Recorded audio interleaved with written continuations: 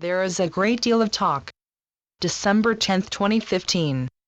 There is a great deal of talk in your media about religion versus religion, nation versus nation, and race versus race.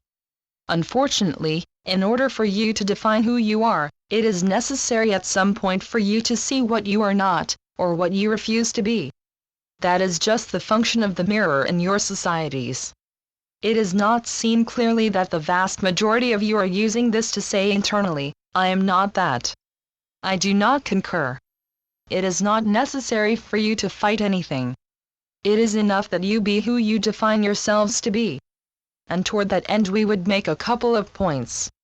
It is not that the other person, the person of a different skin color, is better than you or lesser than you. It is not that the poor are less nor the wealthy better, or worse for that matter. It is not that he or she who does not happen to know all of the things that you know is not as worthy. It is not that they are even different, you see. It is exactly that they are other aspects of the being that you are. It is as if your right hand is declaring war on your left foot. Would that happen?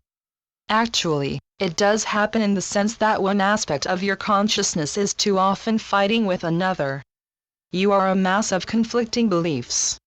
You do not have the ability to be other than what you are, and yet you allow others to tell you what you should be, and you agree with them when they condemn you for not being that. However, let us also say that the reason that this is a problem for you now is that you are awakening to the realization that this is not how it ought to be. Or rather, you are seeing through the deceit to the truth.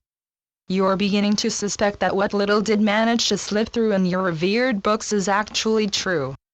Those teachers actually said what they meant. I am what they said I am. I can be what they said I can be. Now, don't do what has been done before.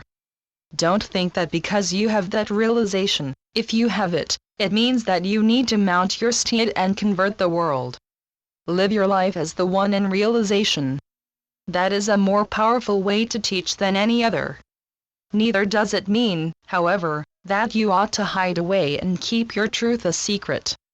As you begin to gain more and more understanding of the unity of all, none of that will be an issue for you anyway. Your light will leave its mark everywhere. Once again we find ourselves explaining what will happen, and at the same time, what is already happening. The problem is these words that you need to string together. What they actually are, is the unpacking of a total concept so that it can be repackaged in your linear way of thinking. Something gets lost in the process, but a great deal gets through, perhaps enough so that some of you can begin to receive the packets for yourselves. You call these the aha moments we spoke of. You'll find them inside you.